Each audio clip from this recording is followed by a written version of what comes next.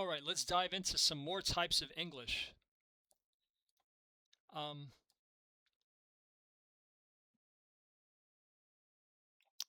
want to see real quick where I left off before, because I just got back from a big workout and had a long day.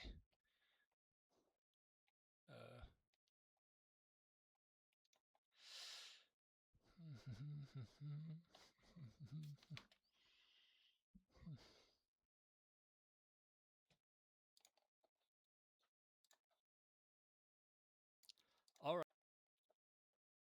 right, so fall off. It just makes no sense. Certain parts of so I don't think it's really totally there. They definitely have their own. Okay, Bogan English, yeah. Bogan English is probably not useful in the United States. You don't get so many of them coming over here. Okay, so the Caribbean Creoles and stuff, Jamaican Creole or Patois and stuff. I don't think Creole and Patois are really interchangeable words, but you call it Jamaican Patois is probably the better way to call it. So, Guyanese Creole, I think it's also called Patois. It's been a while since I've been to like a Caribbean school. Like I spent 2 years in Hillcrest High School in Jamaica, and it's like 54% people from the Caribbeans. Yeah. Trinidadian Creole and stuff. I learned to speak basically all of these while I was there, and it was actually pretty cool. I also learned a good deal, well, more of AAVE and stuff. That was interesting and cool. Yeah, we had a lot of fun. There was definitely a lot of joking and laughing, just talking about Dave Chappelle episodes ad nauseum and stuff. Anyway, American Sign Language. Yeah, that's the type of English. It's like a signaling language because you got to look at it and stuff. You're not writing, but oh yeah, American Braille. Duh.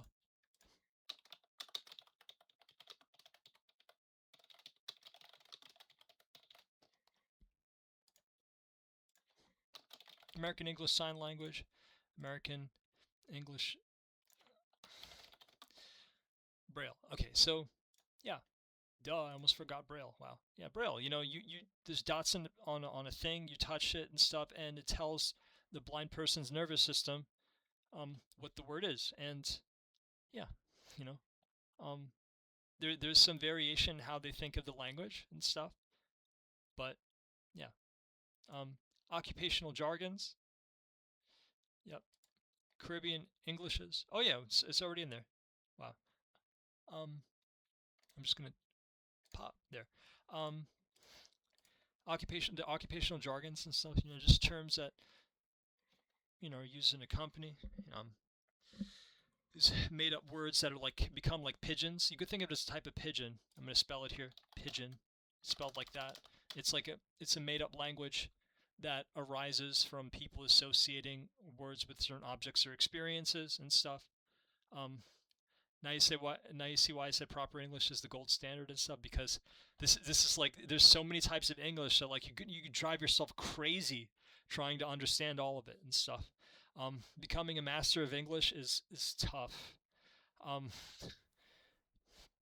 but I had a good deal of English education and teaching this stuff. I took AP Lit and Language and stuff. That's about like 2 to 4 years worth of college level English, and then I think 2 semesters college English, um, and technical writing course, blah blah blah. I got pretty good at it and stuff. I actually really sucked at it in the 10th grade, but I had a mentor that gave me this special book. This really cheap book, it's just a few bucks, and it just completely changed around my grades in writing. I went from like a C in English to like an A minus. I thought I was stupid or something, but no, I wasn't getting like I just didn't have good teachers. And this, you got to think, like, you got to understand, like, this is the days of like dial-up internet and stuff. Like, you, getting all that information wasn't practical. Like, this is like web 1.0, 2.0, mostly 1.0 type stuff, HTML web pages and stuff. Like, you just don't have. And the libraries were very limited too and stuff. Like, you go into the library and it was a gamble whether you could find the book or not. So there's that. But I'll be making a video where all the knowledge is and stuff for people that really want to maximize their educations and stuff. and like apply science to their life and everything. In standing on the values of um, science, humanism, reason, understanding, um, honesty, honesty, what's called, uh, and I don't know. I guess you know, just doing and saying the right thing. You know, yeah. So Midwest colloquial. Um, yeah, they speak plain English. They speak really good English actually. There's some of the most literate and best read people and stuff. They have very I think strictly interpreted and strict form of English and stuff. And they don't change that really. But they they also have like their colloquial stuff. Um, you know, and and learning that language, my mentor is from the Midwest and stuff. The mentor that I talk about is from the Midwest. He's from actually I think further out west than that. He was from Nevada and stuff. I think it was Carson City or something. Best person I ever met, and like I thought that was something different and stuff, but like realized like no, there's actually like the Midwest. There's something about the Midwest and the Western states of the United States where the people, personality-wise, are just so much better. Whether you're like up north in the Midwest, whatever, um, like it's like uh, they're great people. They're great people. If if you need a break from some of the more aggressive, mean root states, just spend some time in the Midwest or something. As long as they like you to have you there and stuff. When they get tired of you or whatever, just leave. you know. Um, yeah. Northeast colloquial. Yeah. And learning this helped me learn that some people in Northeast, so many people in Northeast are tough as nails and stuff. Like you go to New Jersey and stuff. These are people that are some of the most brave, tenacious people. They're so polite and they're smart and everything too. Um, they can get really angry though and get heated and stuff. But the that's one snapshot of it and stuff. And then you of course you have my home state, my love, uh, my unofficial, like just my everything, New York and stuff, Queens, Manhattan, um, some areas of Suffolk County. Definitely not the roads of Suffolk County because that's where all the bad driving comes out. Um, I guess upper Nassau County and stuff, and uh, you know some of the Fire Island as well. Um, some of the best people in the entire country, and I've been pretty much everywhere, and I've met everybody. I've met pretty much every fucking buddy. You know, I've met every who's who, every family, every industry, and stuff. Blah blah blah. Like I really spent time with them, talked to them, like and did activities, all kinds of people, all kinds of religions, and everything. And like, man, like it's definitely those areas that I mentioned, New York, have the best people in the country, in the freaking world. Um, yeah, they're probably not saying the same thing about me though. But Southeast colloquial. Um, and yeah, learning this helped me learn that like you know there's so many different kinds of people in the South that really have a lot to amazing things to show and admire. So things like the world class manners and the military traditions and the love for history and these interesting bits of wisdom to come up with, and their the amount of you know the reverence, like that, just a lot of the biblical wisdom and stuff that they keep and stuff.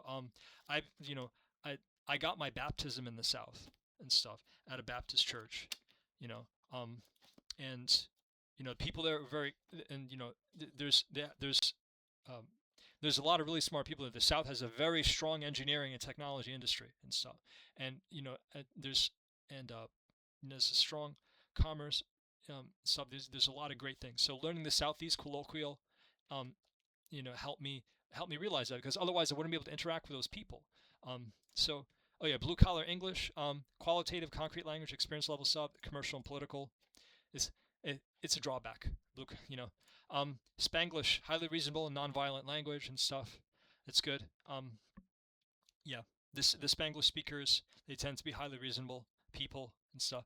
Non-literal English forms like, oh, okay, so, and this is the last one I mentioned, I think. For example, ride that car until the wheels come off and stuff. That person's not even really talking about having it, having the car break down at a safe time or whatever, or something like that. Like they just want to write it to the indefinite future or something. Got to be careful how you interpret it. That person can get hurt. What's okay? Over there. Oh yeah, saying like a lot of times when you ask somebody in the United States like where something is, to say over there, but they're pointing the wrong direction and stuff when they really genuinely think that they're pointing in the right direction. You know. Um. The, but yeah. So. Uh. And so that's how many types? How many more types we talked about? Busy talk. That was an interesting one. One. So right, and just recap. Busy talk. Remember, it's about like how forcing the issue reduces the capacity to think and stuff. Um, so 1, 2, 3, 4, 5, 6, 7, 8, 9, 10. That's 10 more types of English. Okay, and I think that's pretty much all of it, as far as I can remember. So right now, but yeah.